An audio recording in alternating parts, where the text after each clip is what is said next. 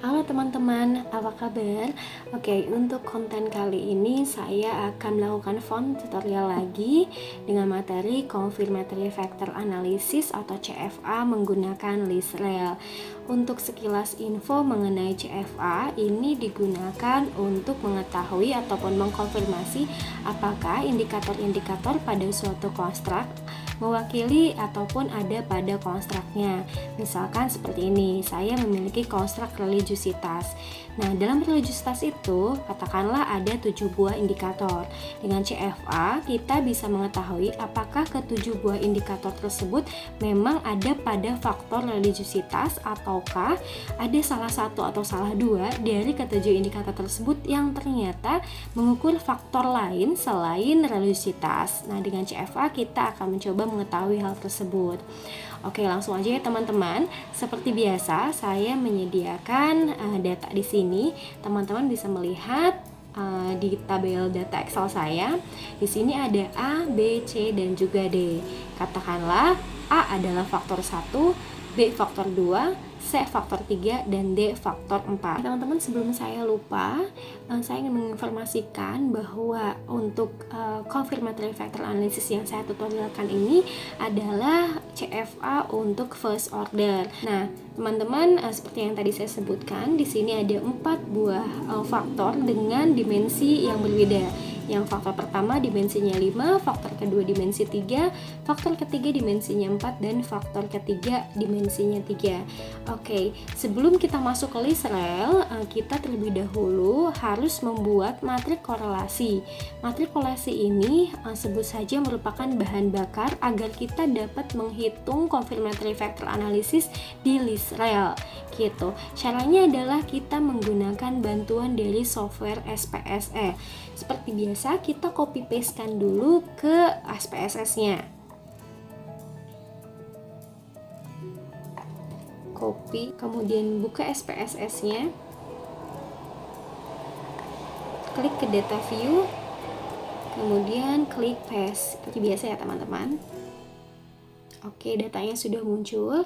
Kemudian seperti biasa, kita ganti ya file satunya jadi faktor 1 indikator 1, kemudian faktor 1 indikator 2, lalu faktor 1 indikator 3. Kemudian kita lanjutkan ke faktor 2, faktor 2 indikator ke-6, kemudian sisanya adalah faktor 4 dan faktor 4 indikator 15. Oke, jadi secara keseluruhan kita ada 15 indikator yang akan dilihat apakah indikatornya memang ada pada konstruknya.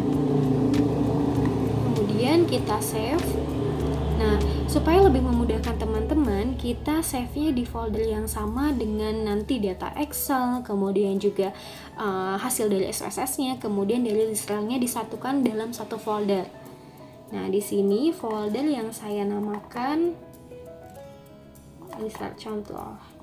Misalkan nama filenya adalah data. Kita simpan. Oke, sudah tersimpan. Kemudian kita buka list rel. Lalu import data. Import data di sini adalah import data dari SPSS ke list rel. Caranya kita mencari dulu folder yang tadi kita simpan. Nah, kemudian diganti files of type-nya menjadi SPSS for Windows. Nah, ada kan? Lalu di open, dibuka ya. Kemudian kita tulis data kita. Misalkan namanya sama, data. Klik save. Nah, pada tampilan list rel sudah masuk atau sudah berhasil mengimport data dari SPSS.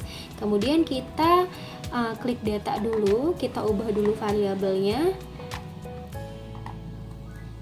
Oke, di blok klik variable type dan pilih continuous, apply to all, oke, klik oke lagi. Kemudian jangan lupa untuk save. Nah, selanjutnya untuk membuat matrik korelasinya, kita klik statistik, lalu output option. Di sini moment matriksnya bisa diganti ya, tergantung teman-teman maunya pakai covariance atau korelasi. Tapi di sini saya membutuhkan faktor korelasi. Lalu save to file, misalkan data.core. Lalu klik OK.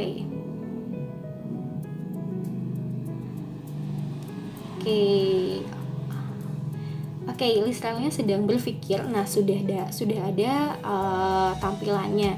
Nah, di sini tampilannya ini menunjukkan bahwa kita sudah berhasil membuat matriks korelasinya.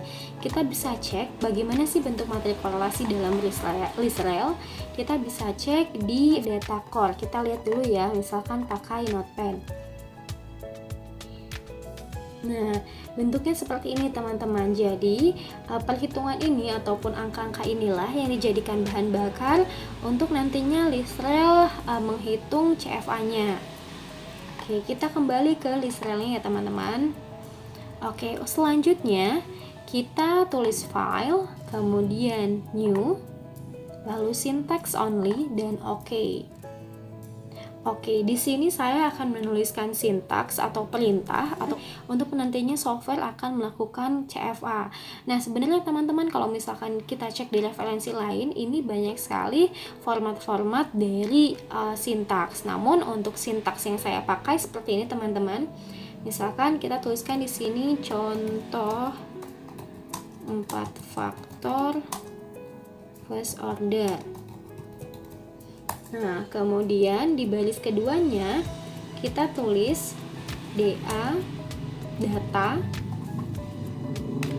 Kita tulis data, kemudian NI. NI ini adalah nomor dari variabel kita atau nomor dari indikator kita. Tadi indikator kita ada 15, maka kita tuliskan 15. Kemudian NO sama dengan 49 ini jumlah sampel, dan untuk data contoh ini kebetulan sampel saya hanya 49, gak apa-apa ya, kita tulis aja dulu, kita lihat nanti hasilnya seperti apa. Kemudian ditulis MA sama dengan PM. Nah, maksud dari MAPM ini adalah pemberitahuan kepada list rel bahwa data yang kita gunakan ini atau data yang kita punya ini bukanlah data covariat, tapi kita menggunakan matrik korelasi. Kemudian enter, lalu LA ini semacam label. Nah, misalkan tadi kita namakan kan faktor 1 indikator 1, faktor 1 indikator 2, faktor. Jadi ini memang harus satu-satu ya teman-teman, dan harus cermat banget, apalagi kalau misalkan faktornya agak banyak, ini harus cermat banget. Faktor 1 indikator 3 11, dan faktor 3 indikator 12, sisanya adalah faktor 4. Indikator 13, lumayan ya teman-teman. Oke, kita enter, lalu tulis PM SY sama dengan FI SY FI sama dengan data.core.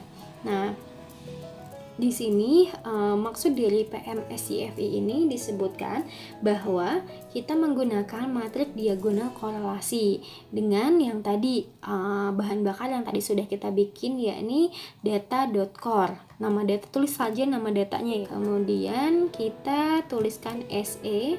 SE ini adalah semacam selection, indikator mana saja atau faktor mana saja yang akan kita hitung CFA-nya. Nah, di sini saya akan menghitung seluruhnya. Berarti saya tulis 1, 2, indikator 1, 2, 3 sampai dengan 15. 15, dan jangan lupa menggunakan slash di akhir. Nah, menurut informasi yang saya dapatkan, kalau misalkan tidak memakai slash di akhir, kemungkinan listernya tidak mau jalan. Oke, kemudian tulis untuk baris berikutnya MO model ya. NX sama dengan NX di sini adalah jumlah dari variabel kita, yakni 15. Kemudian NK sama dengan NK ini adalah faktor yang akan kita hitung. Sementara faktor kita menggunakan model 4 faktor, berarti kita tulis 4. Lalu pH sama dengan ST. pH ini adalah P standarized. Lalu tulis di sini adalah LK. Lalu ada beberapa faktor yang akan kita teliti, yakni faktor 1, faktor 2, faktor 3, dan fakpat. Oke. Nah, kemudian kita tulis di sini V-nya atau data-data indikator-indikator yang nanti akan dihitung di CFA-nya, di diagramnya.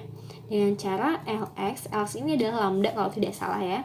LX yang akan kita hitung adalah indikator pertama pada faktor pertama LX, indikator kedua pada faktor pertama LX, indikator ketiga pada faktor pertama. Nah, selanjutnya dilanjutkan dengan faktor 2, faktor 3, dan juga faktor 4. Dan di sini juga teman-teman harus cermat sekali, apalagi kalau misalkan faktornya banyak. Nah, kita lanjutkan ya. LX faktor 5, berarti indikator 6, faktor 2, kemudian LX indikator ke-7, faktor 2. Kita lanjut ke faktor 3.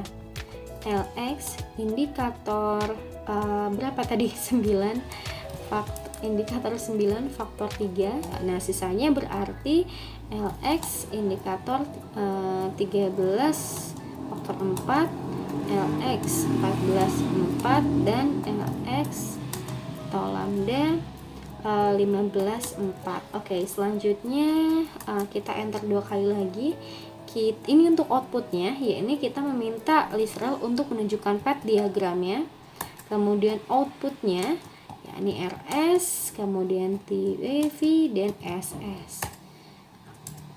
Oke, setelah itu kita pastikan lagi ada tidak yang salah di dalam sintak yang kita buat gitu. Karena kalau misalkan ada yang keliru, nanti path diagramnya tidak akan jalan atau literalnya tidak mau menghitung gitu. Nah, coba kita run ya teman-teman. Nah, di sini ada gambar orang berlari dengan tulisan run literal. Kita coba. Bismillahirrahmanirrahim. Oh, belum ditulis namanya. Oke, contohnya data OT. Oke, bismillahirrahmanirrahim.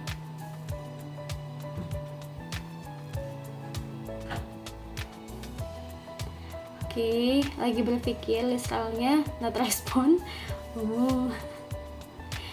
Nah, oke, di sini sudah ada ya teman-teman hasilnya. Nah, kita bisa melihat hal-hal yang kita hitung. Faktor 1 sudah benar, ada 1, 2, 3, 4, 5 indikator. Faktor 2 ada 3 indikator, faktor 3 ada 4 indikator, dan faktor 4 ada 3 indikator.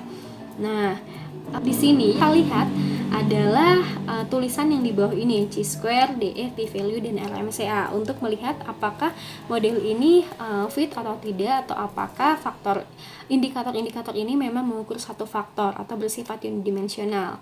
Oke, kita bisa melihat chi-square-nya adalah 105,23 menurut asumsi kalau misalkan chi-square lebih tinggi daripada 0,05, artinya residualnya signifikan, sedang berarti datanya fit atau modelnya fit.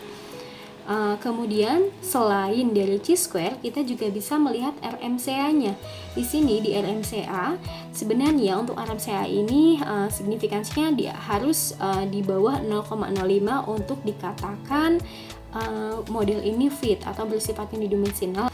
Nah, namun di sini data yang saya punya ini 0,073. Saya menemukan artikel bahwa kalau misalkan dari 0,05 sampai dengan 0,008 ini masih terhitung sebagai good fit. Jadi katakanlah masih bisa diterima. Oke, kalau misalkan kita melihat di chi-square ataupun RMCA, ini bisa dikatakan bahwa model data fit atau mengukur satu faktor. Selain indeks chi-square dan RMCA, sebenarnya masih banyak indeks-indeks lainnya seperti CFI atau GFI. Oke, kalau misalkan teman-teman mau lihat uraiannya, di sini ada ya teman-teman. Nah, ini uraiannya ataupun output secara lengkapnya. Teman-teman bisa belajar lagi, bisa pelajari lagi di sumber-sumber terpercaya ya teman-teman. Oke, Sementara seperti itu saja. Untuk tutorial berikutnya mungkin saya akan melakukan CFI dengan second order. Teman-teman, mudah-mudahan konten ini bisa bermanfaat bagi teman-teman. Dan seperti biasa, guru saya pernah mengatakan bahwa ketika kita belajar di internet, browsing dimanapun, kemungkinan ada sesatnya. Maka kalau misalkan teman-teman menemukan kesesatan dari penjabaran saya, mohon untuk dibantu diluruskan di kolom komentar. Oke, terima kasih teman-teman. Bye-bye.